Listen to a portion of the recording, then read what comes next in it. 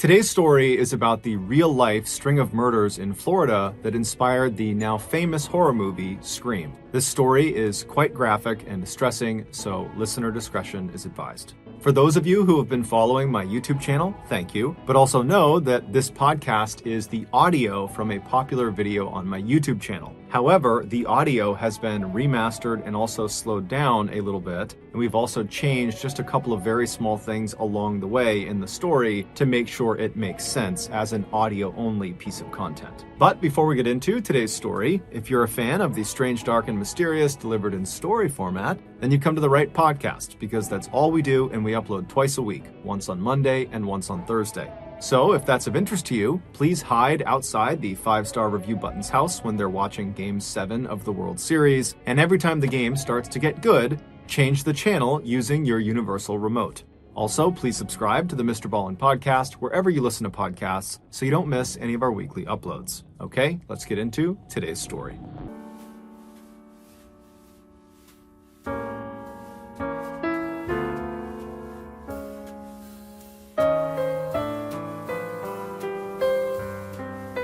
On Sunday, August 26, 1990, a 56-year-old woman named Patricia Powell and her husband, Frank, pulled into a parking lot outside of this beautiful 3-story white apartment building in Gainesville, Florida.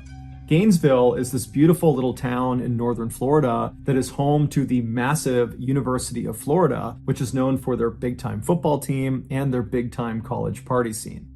Patricia and Frank's daughter, 17-year-old Christine, was going to be a freshman that year at the University of Florida. And apparently she had been so excited after getting her acceptance letter that her dad, Frank, had gone out and got a gold necklace for her that had the school's mascot, an alligator, dangling from it. And apparently Christine wore this all the time. 2 days earlier, Christine and her new roommate, 18-year-old Sonia Larson, the two had actually met over the summer when they took some summer classes together. They had actually already come to Gainesville, and they had moved in to this white apartment complex that Patricia and Frank were now parked outside of. And after unpacking some of their things in their apartment, Christine and Sonia had left and gone into town and grabbed a bite to eat at a local restaurant. And then afterwards, Christine had used a payphone to call back home and tell her parents how well it was going and how much she already enjoyed her roommate and how excited she was for the year. And she told Patricia and Frank that she would call them the following day. But the following day came and went, and Patricia and Frank did not hear from their daughter. And they had no way to actually call her because she had not set up her landline in her apartment. But Patricia and Frank, they told each other that, of course, everything was fine. You know, she just got to college, she's excited, she's probably out having a good time, and she just forgot to call. And anyways, Patricia and Frank had already planned a visit to see their daughter in Gainesville the next day, which was Sunday. And so fast forward back to that Sunday, and Patricia and Frank are now parked outside of their daughter's apartment complex. They still haven't heard from her, but they're still telling themselves everything's fine, she's probably just busy. And so they get out of their car and they walk over to the building, and they go through one of the front access doors that brings them into the building. They find themselves inside of this carpeted stairwell where at every level on the way up, there were doors leading off to each of the apartments. They made their way up to the second level where they knew their daughter's apartment was. And they walk up to her door, and before they even knock or turn the doorknob or anything, they notice on the door there are all these notes, these handwritten notes that have been taped all over it. And they read a couple of them, and they were notes from some of Christine and Sonia's friends on campus that apparently had tried to stop by over the last weekend, but had not been able to make contact with Christine or Sonia. And so these notes said things like, "Hey, Christine, you know, we came over to try to get you to come out with us, but you didn't come to the door, so we left without you. Sorry, you know, give us a call when you get in." And so obviously the parents are totally worried given the circumstances. They don't know where their daughter is. They've been telling themselves everything is fine, and now these notes make it seem like everything is not fine. But the parents, they keep their cool, and they just start knocking on the door and calling out for their daughter. But there's no answer. And so Patricia and Frank, they start to panic at this point, and they leave the carpeted stairwell. They go outside and they find a maintenance worker that works for this building, and they explain their situation with their daughter and how they can't get in touch with her, and can he please let them in to make sure she's okay. The maintenance worker said he couldn't without speaking to his manager, and so he goes to his manager, and the manager, she says that's fine, but we need to get the police involved. They need to escort us into the apartment. And so the maintenance worker calls the police and requests this escort, and a few minutes later, a single Gainesville police officer arrives at the apartment complex. And he tells Patricia and Frank that just as a precaution, I need you guys to stay outside. So they stay right outside those front access doors. They're outside of the apartment building. And then this officer, along with the maintenance worker and the manager of the building, those three, they go inside the stairwell, they go up to the second floor. And at that point, the maintenance worker gets out his keys, he finds the right one, and he opens Christine and Sonia's door. The door swings open, and immediately the police officer yells out for the two girls, but there's no answer. And so the officer is first into the apartment, which basically immediately opens up to their living room. And in the middle of the living room is a couch that's angled towards the right side of the room where a TV had been set up. And so the officer, again, as he walks in, he's calling out, trying to get the girl's attention, but there's no answer. Behind him is the maintenance worker and the building manager, and they begin making their way towards the right side of the living room, over towards that TV, to see if maybe someone was laying on the couch. And as they round that corner and can finally actually see the front of the couch, the maintenance worker, after seeing what he saw, screams out and runs out of the apartment. He runs down the stairs, out the access doors, and begins vomiting on the grass and sobbing right next to Frank and Patricia. Naturally, Frank and Patricia, after seeing this, are immediately concerned that something's wrong with their daughter, and so they run inside, they go up the stairs, and they start running into the apartment, and the police officer and the building manager, they try to stop them from getting in, but there was nothing stopping them. They managed to push past those two, they get into the living room, and they're calling out for their daughter, and eventually they make their way over to the side of the couch, and they see their daughter, Christine. She is lying on the ground in front of the couch. She's on her back, she has no clothes on, and she's been stabbed to death. And whoever has killed her has positioned her in this very suggestive, sexual, lewd position, as if they were trying to demean her as much as possible and shock whoever found her.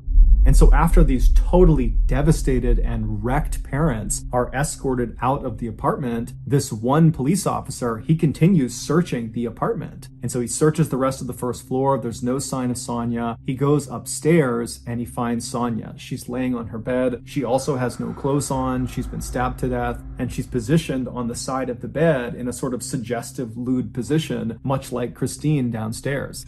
It would later be determined that Christine had been sexually assaulted, but Sonia had not been.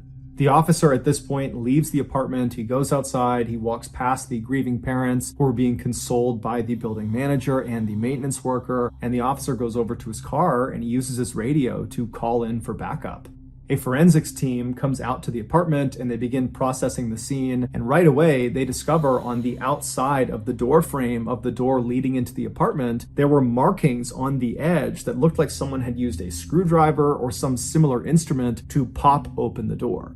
They also found there was a towel and some soap that was lying on the ground near Christine's body and near the couch that had apparently been used to both clean Christine's body and also clean some other parts of the apartment, and so they believe this was done to try to intentionally destroy evidence, suggesting the killer or killers were somewhat sophisticated. They also discovered there was some residue on Christine's wrists that indicated at some point her hands had been bound by duct tape. But when she was found, her hands were not bound and there was no duct tape from her wrists. And so whoever had done this had at some point removed the duct tape and taken it away. And so investigators believed that the killer or killers had used the duct tape to immobilize Christine for the attack. And then after she was deceased, they had removed that tape in order to be able to get her arms up over her head, which seemed to increase the shock value of this lewd position they had put her in. Based on what they saw inside of this apartment, the police were convinced they were up against a group of killers or a killer that had targeted these two girls. That this was not some random attack, that this was calculated, this was on purpose, and if they didn't get caught, they were going to strike again. And so even though the police really didn't have any leads to operate on, they just had this crime scene and they were looking for maybe someone with duct tape and a knife and a screwdriver. I mean, that was really about it at this point. And so even though they have virtually nothing, because there were thousands and thousands of young people flooding Gainesville for the start of the new school year at the University of Florida, literally the following day, Monday, classes were starting. Because of all these young people in town, the police felt it was very important that they got the media to put out a bulletin to all these people in town that there was potentially a killer or killers on the loose. And so that night, Sunday evening, this news bulletin goes out and it basically just told residents of Gainesville to stay indoors and stay in groups, and if you needed to go outside, travel in groups, and just overall stay vigilant until we figure out who did this. 12 hours before Christine Powell and Sonia Larson were discovered, an 18-year-old Gainesville woman named Krista Hoyt did not show up for work. Krista was a student at Santa Fe Community College, which was right down the road from the University of Florida. That year, she was planning to transfer to the University of Florida, and then after graduation, she wanted to pursue a career in forensics with the FBI. And so given her interest in law enforcement, while she was a student, she had gotten a part-time job working in the records department of the sheriff's office. And apparently, at this sheriff's office, she was famous for always coming to work, no matter what, including the time that she got her wisdom teeth removed, and then an hour after coming home, she showed up for work. And so on this Saturday night, when Krista was supposed to be showing up for work and she didn't call ahead, and no one could get in touch with her on her landline, everybody at the sheriff's office was really concerned. And so they waited around for about an hour, hoping that she might just show up with some story about why she was late, but she never showed up. She didn't call. They still couldn't get in touch with her. And so in the very early hours of Sunday morning, the sheriff's office called the Gainesville police and asked them to do a welfare check on Krista. And so 2 police officers from the Gainesville Police Department, they show up at the apartment belonging to Krista Hoyt. Krista lived alone, and she lived about 2 miles away from Christine Powell and Sonia Larson. And so these 2 officers, they get there and they walk up to the front door and they knock, but there's no answer. And they try the doorknob, it's locked. And so one of the officers walks around to the back of this apartment and he sees there's a glass sliding door. And so he knocks on the glass sliding door, there's no answer. He tries the door, it's locked. And then he notices the drape that's inside the apartment that's covering up this sliding glass door. It reaches almost to the ground, but not all the way. There's a couple of inches on the bottom where if you were laying on the ground, you could actually look through this little space and see into the apartment. And so that's what he does. He lies down and he puts his flashlight up and he looks through this couple inch gap on this window. And as soon as the light illuminates what's inside of this apartment, he finds Krista. Krista is sitting on the edge of a bed that's not that far away from the sliding glass door, and she's facing the door. She's kind of hunched over at the edge of the bed. She's got no clothes on, and she's got stab marks all over her back, and she's missing her head. And her head was next to the bed to the left, up on the shelf, and it was positioned in such a way that it almost appeared like the head was looking down at the detached body. When this crime scene was processed, the forensics team immediately noticed there were marks on the back sliding glass door where someone had used probably a screwdriver or something similar to pop the door open. And then they also found residue of duct tape on Krista's wrists, but the duct tape was gone. She was found with her hands not bound. It would later be determined that Krista had been sexually assaulted before she had been murdered. The obvious similarities between Krista's crime scene and Christine and Sonia's crime scene were initially only recognized by Gainesville police because much of the information about the 2 crime scenes was not public. But that night, Sunday evening, when the police went to the media and asked them to put out that bulletin to all Gainesville residents to say that there could be a killer or killers on the loose, it didn't take long for residents of Gainesville and news anchors to begin speculating that you have these 2 murders that have happened really close together physically. They're less than 2 miles apart, and they've probably occurred within the last 24, 48 hours. So they've happened in rapid succession. They're both unsolved. And so even without intimate details of the crime scene, it wasn't hard to say, I think these 2 are probably connected. And so that night, Sunday evening, Gainesville really went into a state of panic. And within hours of this news, you had stores all over Gainesville that had sold out their deadbolts and locks, their mace, their stun guns, their baseball bats, their actual guns, their knives. I mean, people were really trying to arm themselves to protect themselves against this unknown threat that was murdering students in Gainesville. And the police, even though they did not come out and substantiate the claims that, perhaps these 2 homicides are connected, they did believe they were. And so that night, Sunday night, as all this chaos is kind of unfolding in town, the police put hundreds of officers all over the place, on foot on every street corner. They had police cars and trucks parked all over the place. I mean, the entire town was on an extreme heightened alert because the police believed another attack was imminent. And so all they could do was try to come out in force to try to discourage the killer or killers from striking again. But as it would turn out, it didn't work.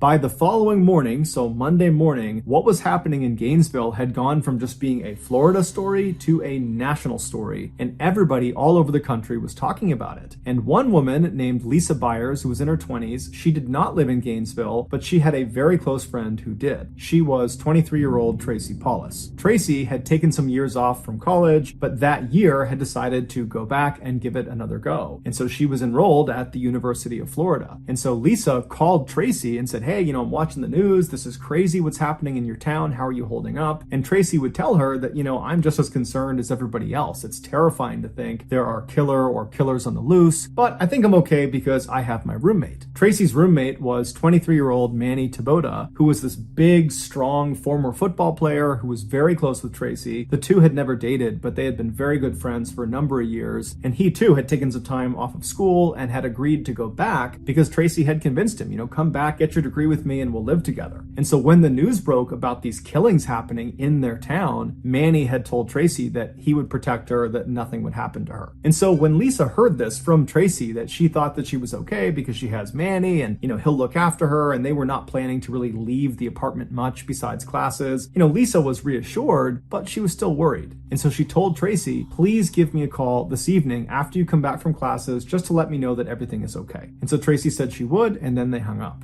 And then that evening, Tracy did not call Lisa back. So Lisa tried calling Tracy, but no one picked up. And so that night, Lisa went to bed. She was very worried, but she went to sleep. And then early the next morning, which was Tuesday morning, she tried calling Tracy again, but there was no answer. And so Lisa reached out to a mutual friend of theirs that lived in the same apartment complex in Gainesville. His name was Tommy. And so she asked Tommy, can you please go over to Tracy's apartment and make sure she and Manny are okay? And so Tommy said, no problem. I'll give you a call from Tracy's landline once I talk to her. And so about 5 minutes later, Tracy got a call. She picked it up, and it was Tommy calling from Tracy's landline, and he was just screaming. When the police arrived at Tracy's apartment, they found Tracy in her bedroom, and like the other victims, she had no clothes on. She was positioned on the side of the bed in a very suggestive, lewd position. She had been stabbed to death, and it would turn out she had been sexually assaulted. And then down the hall from Tracy, they found Manny. He was in his bed, and he too had been stabbed to death, except he had his clothes on, and he was not positioned in a suggestive position. He had kind of died wherever he was, and that was the position they found him in. The forensics team, when they processed the scene, they found markings on the outside of the back sliding door where it looked like someone had used a screwdriver to pop open the door. And then on Tracy's wrists, they found that residue from duct tape, but there was no duct tape. It had been removed.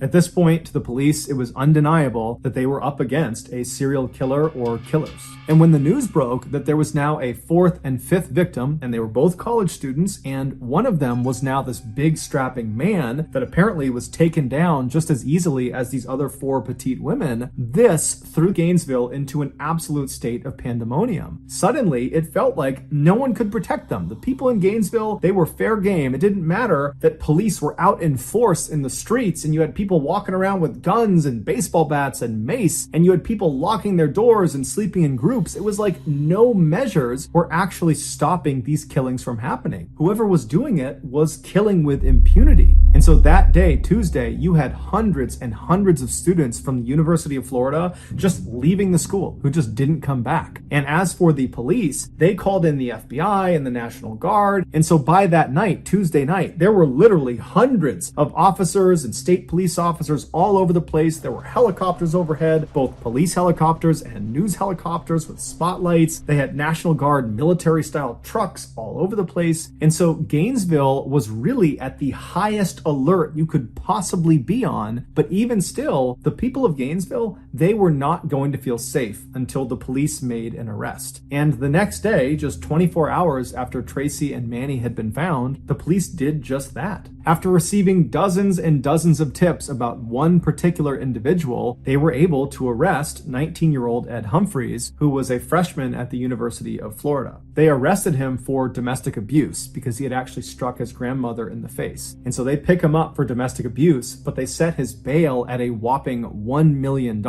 which is way higher than you would normally expect for a domestic abuse charge. But this was a unique circumstance where he was being arrested for one thing, but really he was being looked at as the suspect of these 5 homicides. And so the police really needed him to stay behind bars. And this massive bail, that did that. He had no way to pay it. And so while Ed was behind bars, the police began investigating him, and they found there was a lot of reasons to believe he was the serial killer. He had shown he was willing to be violent because, after all, he punched his grandmother in the face, and people that knew him said he was totally mentally unstable and that he hated women and that he would walk around with a knife on his belt basically all the time. And at night, he was known to walk around the forests of Gainesville. There were these very thick forests that kind of butted up against the University of Florida, and he would walk through the forest at night, which put him very close to the different apartment buildings where all the victims were found. And on top of all that, Ed Humphreys just looked like what you would imagine a serial killer would look like. He had all these deep scars all over his face, and his eyes looked totally hollow, like he was permanently on drugs, and he was seen smiling at the cameras when he was led in and out of the courtroom. And to make him even more suspicious, as soon as he was arrested,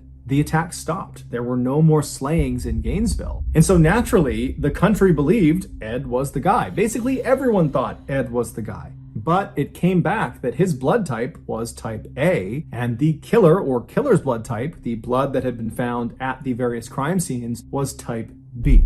Now, this did not clear Ed of guilt because people believed there was a chance that, he could have been involved in some way. Perhaps he had an accomplice or multiple accomplices. But when this news broke, pretty much everybody was back on edge because clearly there's at least one or more killers that are still on the loose. Shortly after this blood type discrepancy presented itself, the FBI approached the Gainesville police and said, hey, why don't you use our VCAP program? VCAP stands for Violent Crime Apprehension Program. And what it was this computer program where it allowed investigators to input details of their crime they were investigating. And when they submitted it, it would be compared against this huge database of other crimes in the country. And if there were any similarities with any other crime, those similar crimes would get popped on screen. And so when the Gainesville police input the information from these 5 student slayings in Gainesville, the computer program spit out a single match. It was from an unsolved triple homicide in 1989 in Shreveport, Louisiana, which is a town located about 800 miles to the northwest of Gainesville. Shreveport, back in the late 1980s, was considered so safe by its residents that many of them didn't lock their front doors and they would leave their car keys just sitting on their front dash. But in 1989, that would all change.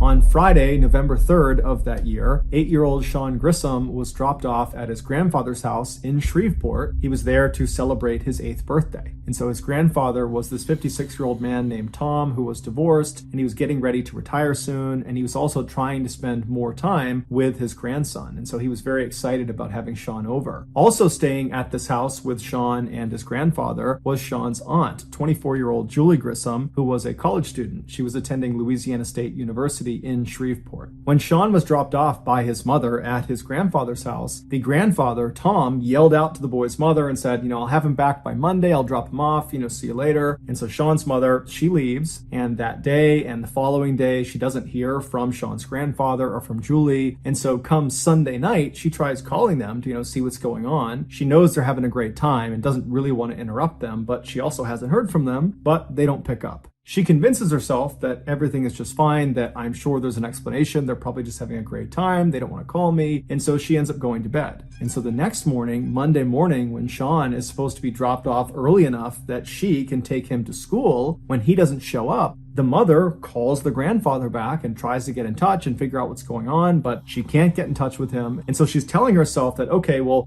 his grandfather must have just dropped him off at school. And so the mother calls Sean's school, and the school says, no, we have not seen Sean today, and we haven't heard from him, so we don't know what's going on.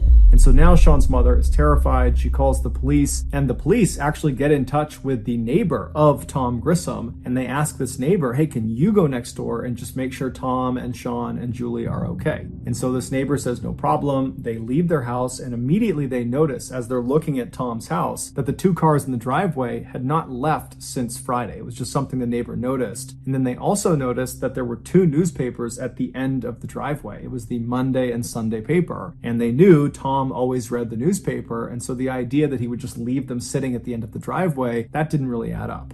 And so the neighbor walks around to the front door and they notice there are lights on inside, and they knock on the front door, but there's no answer. They try the front door, but it's locked. And so they end up going around to the very back of the house, and they're able to get into the house through the garage. And then through the garage, they open another door that leads into the main part of the house. And this neighbor they immediately see on the ground towards the back door near the kitchen is Tom. He's laying on the ground and he's obviously deceased.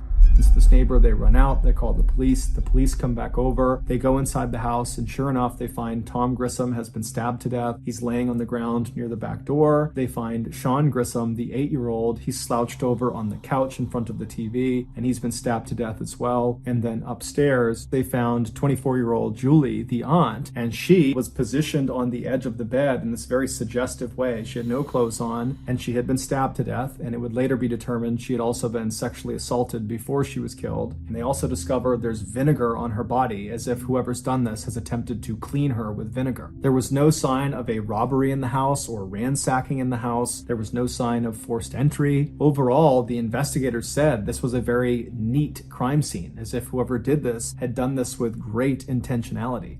And so after kind of going through the crime scene, the police really didn't have any leads to go off of. And so this crime went unsolved. And so as these Gainesville police are looking at this report in this VCAP computer system, and they're reading about this unsolved triple homicide, all they can think about is how unbelievably similar the crime scene was to all the crime scenes of the student slayings. Specifically, that Julie had been arranged in this kind of suggestive pose like the other female victims in Gainesville. And on top of that, it was determined that the blood type of the killer in Shreveport was type B, same as the killer or killers in Gainesville. So there was a match in the blood type. Somehow, after this discovery through this VCAP program, the media found out about this Shreveport unsolved triple homicide and how apparently it was incredibly similar to all these slayings that have taken place in Gainesville. And so before long, that was all every news network all over the United States was talking about. And at first, the police in Gainesville and anybody involved in this investigation was very upset about this because one, they probably had a leak that someone was giving information to the press, but two, the press was kind of jeopardizing their investigation because by having these details leaked, the killer or killers could potentially benefit from kind of knowing what the police were thinking about and what they were up to. But as it would turn out, this particular leak would prove to be quite fruitful. Shortly after this news about the Shreveport killing and the student slayings was all over the news, this woman named Cindy, who lived in Shreveport, she called the police after watching all the news like everybody else and told the police they really ought to look at this guy Danny Rawling. Danny Rawling was this 37-year-old drifter who was in Shreveport at the time of the Grissom family murders in 1989, and apparently after those murders, he had told Cindy's husband that he, quote, had a problem, and his problem was he liked stabbing people. And Danny literally always walked around with a huge knife on his waist. He seemed totally mentally unstable. And so this claim that he liked stabbing people, Cindy and her husband took literally and basically told him to stay away from them. And so in one of their last conversations with Danny, Danny actually told Cindy that he planned to leave Shreveport and go someplace where there's lots of beautiful young women that he can just stare at all day long. And so when police asked Cindy, do you think he's capable of killing all 8 of these people? She said, oh yeah. And so the police turned their attention to Danny and began researching his background, and they discovered he was raised in a very abusive household. Specifically, his father really couldn't stand him. They had a really bad relationship. And then when Danny got old enough, he joined the Air Force, but he was kicked out after 2 years for being mentally unstable. And once he was discharged, he began the string of armed robberies in the 1980s, and he eventually got caught and spent the bulk of the 1980s in prison. And then in 1989, when he got out of prison, he came back to Shreveport and moved in with his parents. Now, this was not a happy homecoming. His parents did not want him living with them, but Danny kind of forced the issue. He had nowhere else to go, and so he wound up living there. And as it happened, they lived less than a half mile away from the Grissom family home.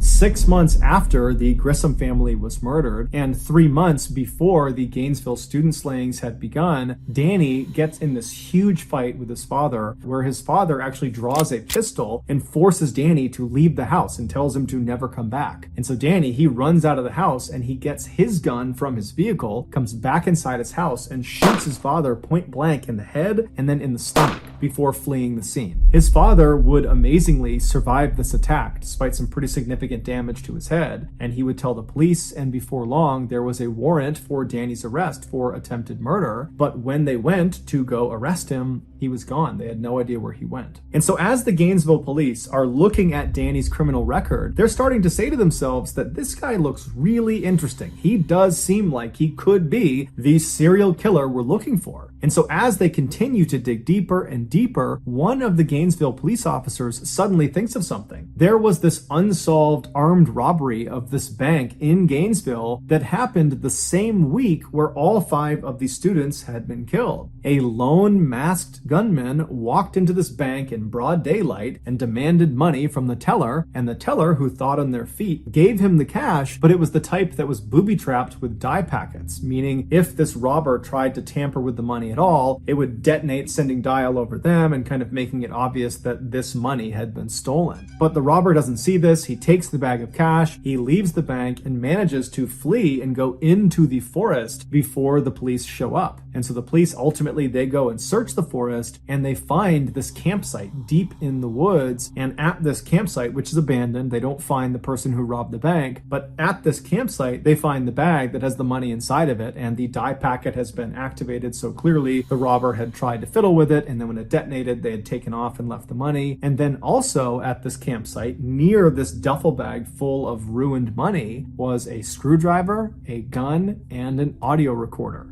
Now, at the time, the police that were seeing this, they were part of this huge effort in Gainesville to stop any more attacks on students and catch the killer or killers. That was all they were thinking about. And so when they didn't immediately catch this robber, they kind of said, you know what? This is a lower priority item than what we're dealing with this loose serial killer or killers. And so let's just round up the evidence, put it in storage, and somebody else can deal with this after we handle this killer situation. And so no one listened to the audio recording. They just put it in evidence. They grabbed everything else, put it in evidence, and they threw it in the storage room. And so now this Gainesville police officer that's just remembered this unsolved armed robbery, he says to the group that's investigating Danny, he says, hey, since Danny has a penchant for armed robbery, clearly he has a rap sheet full of armed robberies, maybe if he was the serial killer and he killed all these students, that would have meant he was in Gainesville, and so maybe he committed this armed robbery.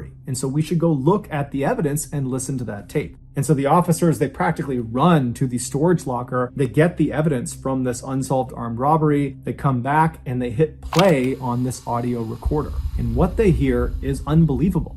They hear on this recording a man singing a song. It's clearly a song he wrote, and he's singing about being a, quote, mystery killer. And then it kind of segues into him talking about how to effectively kill a deer with a knife, to be really effective with a knife. And he's getting into really graphic detail of how to do that. And then, somewhat unbelievably, on this audio recording, the man identifies himself. He says his name is Danny Rawling.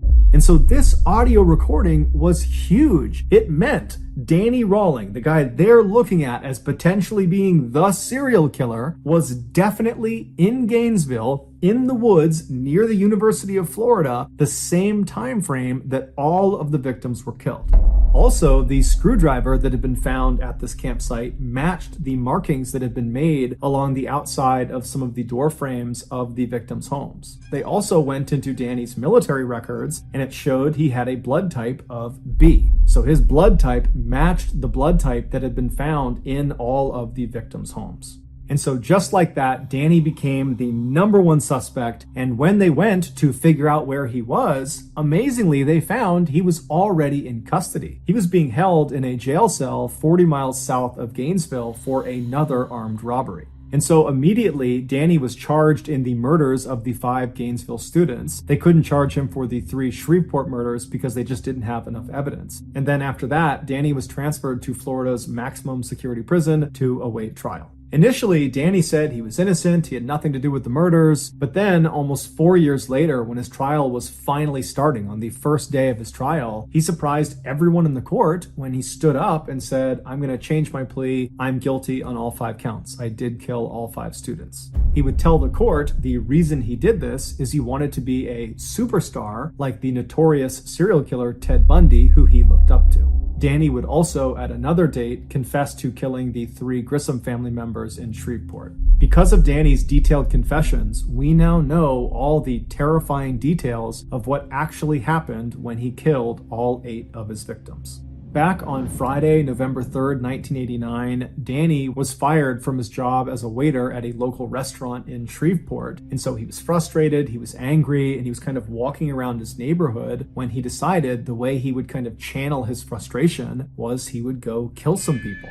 And so he was armed with his K-bar knife, which he always carried with him. And he found himself standing in front of this little house, and he saw some people moving around inside. And he looked around, there wasn't anyone watching him. And so he just walked up to the front door, he tried the handle, and it was unlocked. And so before he opened the door, he made sure his knife was in hand. He opened the door, walked right in, and he saw Sean, the 8-year-old, sitting on the couch watching TV. And without any hesitation, he walked up behind him and stabbed him through the back, killing him almost instantly. And then Danny walked into the kitchen where he found Tom, the grandfather, who was making steaks out on the back grill. And so he was going back and forth between the kitchen and the grill, kind of getting ready for dinner. And at some point, when Tom came back into the house and was holding steaks in his hand, Danny leapt out and stabbed him, and even though Tom put up a fight, he was very quickly subdued as well. And then after that, Danny made his way upstairs where Julie was, that was Sean's aunt, and she was getting ready for a wedding she was going to attend that night for one of her friends. And so she had just gotten out of her shower and she was getting ready to put on this red dress she had picked out, and Danny walked into her room and she most likely saw him, at which point Danny would have told her what he had just done to her loved ones downstairs, and he threatened her with the knife and said, "If you don't listen to me, I'm going to do the same thing to you." And because she was terrified, she listened to him, and so he immobilized her, and then he sexually assaulted her, and then he stabbed her to death.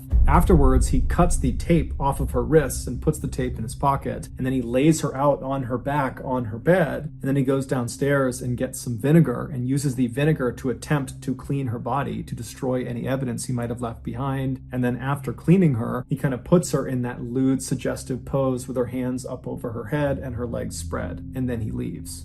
6 months later, in August of 1990, after Danny has shot his father and is on the run from the law, he finds himself in Gainesville, Florida, and he sets up this little camp just behind the University of Florida in this thick forest. And then on Friday, August 23rd, as he's sitting out at his campsite, he gets this sudden urge to go kill again. And so he waits for it to get dark out, and then he gets out his audio recorder and he records himself alluding to this murder he is about to go perpetrate. Then, armed with a pistol, a screwdriver, and his K-bar knife, he left his campsite and walked in the darkness in the forest about a mile away until he was looking from inside the forest out towards this 3-story white apartment building. And it's believed that within the last 24 hours, he had been in that area and he had seen 2 young girls go in and out of this apartment building, and that was all he needed to determine who his victims were going to be. And so those victims were Christine Powell and Sonia Larson. And so when he was standing in front of their apartment building, he eventually strode out of the forest. He walked up to that access door that led him into that stairwell. He made his way up to the door of Christine and Sonia, and he used his screwdriver to pop the door open. He went inside and shut the door behind him and walked into the living room, and he found Christine was sleeping on the couch. And so he left her be. He didn't touch her. He went upstairs and he found Sonia sleeping on her bed. And so as he's standing there, realizing that he has these 2 girls, he needs to make a decision about which one he's going to kill first and which one he's going to sexually assault. And so as he's standing there looking over Sonia's bed, he decides he's going to kill Sonia and then he's going to sexually assault Christine. And so very casually, he walks into Sonia's room. She's fast asleep. She's on her back. And he pulls out a piece of duct tape. And he gets the duct tape in one hand and he pulls his knife out in the other. And he presses the duct tape over her mouth, which wakes her up. And then he drives the knife into her chest. And so Sonia would put up a pretty incredible fight, but ultimately she would succumb to her injuries. And then after she was dead, Danny just left her where she was. And he went downstairs and he found Christine was still asleep on the couch. She had not woken up from the commotion upstairs. And so he he walked right in front of her, and standing over her with his knife, he kind of nudged her awake. And when she woke up, he had a piece of tape, he put it over her mouth, and he told her to be quiet and held up the knife and told her that I just killed your roommate, and if you don't listen to what I'm going to say, I'm going to kill you too. And so naturally, she complied to what he wanted, and so she let her wrists be tied, and then at that point, he cut her clothes off, he sexually assaulted her, and then he stabbed her to death. And so after she was dead on the ground, he went and got that towel and that soap, and he began cleaning Christine's body to try to remove any evidence he might have left behind. And then he cut the duct tape off of her wrist and removed the duct tape from her mouth and put those in his pocket. And then he positioned her in that kind of lewd, suggestive position that she was found in. And then Danny went back upstairs and cut the clothes off of Sonia and then positioned her on the side of the bed in a suggestive position as well. And then Danny leaves the apartment. So he goes back into the woods. He walks in the wood line back to his campsite. But when he got there, he was just too jacked up. He was too excited from what he had just done that he just couldn't control himself. All he wanted to do was go out and kill again. And so he managed to sit at his campsite for a total of 8 hours before he couldn't help it any longer. He had to go back out and find another victim. And so his next victim, he decided, would be this woman he just happened to see a couple of days ago. He was walking down the road near this row of apartments near the school, and he looked into one of them, and he just saw there was this girl in this apartment, and he just thought for a second, I bet she lives alone there. But that was the entire interaction. He didn't know this person. He was just kind of guessing that she might be alone in there. And so here he is in the forest after killing these two teens, and he's like, okay, I'm going to go back to that apartment because I think that woman is alone. And that woman would be Krista Hoyt. And so in the early morning hours of Saturday, August 24th, Danny leaves his campsite with his screwdriver, his gun, and his K-bar knife, and he walks about a half mile away from his campsite until he's still in the woods, but he's looking out at the back of Krista's apartment. And then at some point, he walks out of the forest, he walks right up over her fence and gets up to her back sliding door. He uses his screwdriver to pop the sliding door open. He slides it open, he steps inside, and he finds out that Krista is actually not in her apartment. There's no one in her apartment. But instead of leaving and finding another victim, he decides he'll just wait for Krista. And so he shuts the sliding back door and he goes into her bedroom closet and shuts the closet and then just waits. And he stays in her closet for several hours until around 11 a.m. that morning. Krista comes home, and when she was in the house, he waited a little bit longer to make sure she didn't know he was there. And then at some point, he kind of slipped out of the closet, snuck up behind her, and put her in a chokehold. Now, at first, Krista tried to fight back, but eventually she realized she could not overpower whoever this was. And at that point, she said, okay, what do you want? And Danny would tell her, you got to listen to me or I'm going to kill you. And he showed her the knife. And so Krista said, okay. And she put her wrists out. He taped her wrists with duct tape. He put tape over her mouth. And then he brought her into her bedroom where he cut her clothes off and sexually assaulted her. And then afterwards, he stabbed her to death. Once she was dead, he cut the duct tape off of her wrists and pulled the duct tape off of her mouth and put that duct tape in his pocket. And then he positioned her body on the bed in a suggestive position before he left. When he got back to his campsite, he realized he had accidentally left his wallet in Krista's apartment. And so, calm as can be, he walked back through the forest, right back into Krista's apartment. He found his wallet and he was about to leave when he thought to himself, well, wait a minute, I should mutilate her body. And so he pulled Krista's body off of the bed, and using his knife, he decapitated her. He put her head up on the shelf next to the bed, and then he repositioned her body on the edge of the bed, making it seem like she was kind of hunched over, looking out the back door. And then before he left, he reached up and twisted her decapitated head and made it seem like it was looking down at the rest of her body.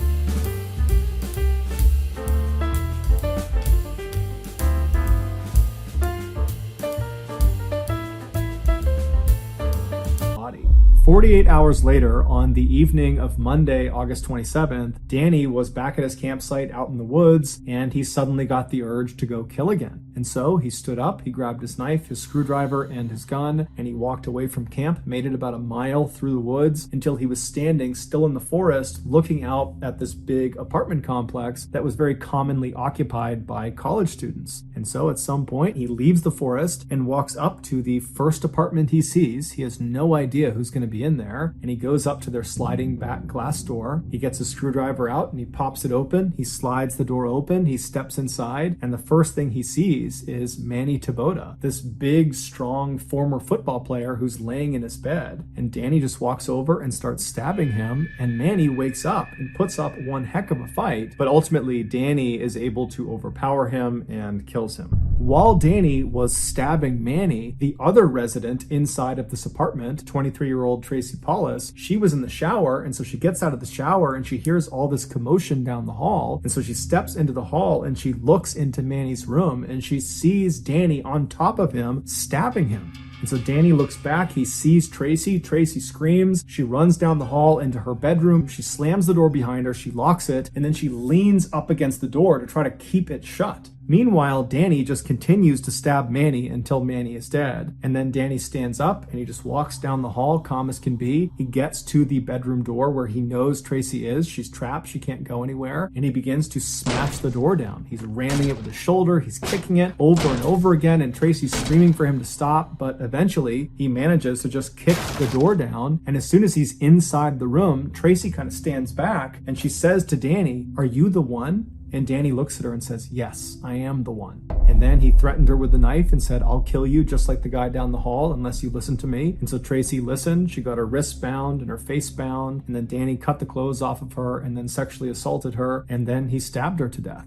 And then after she was dead, he cut the duct tape off of her wrists and removed the duct tape from her mouth, and then positioned her body in a suggestive sexual position on the edge of the bed, and then he left. Later that day, Danny would rob that bank in Gainesville, and then 1 month later, Danny would be arrested for a botched armed robbery 40 miles south of Gainesville, and then while he was in prison, he would find out he was being charged with the 5 murders in Gainesville. 16 years later, at 6 p.m. on October 25th, 2006, Danny Rawling was led into the execution chamber in Florida State Prison. He offered no apology to the family members of his victims that were on the other side of the glass. Instead, Danny just sang a religious hymn to himself in order to comfort himself, and then 13 minutes later, Danny was pronounced dead. He was executed via lethal injection.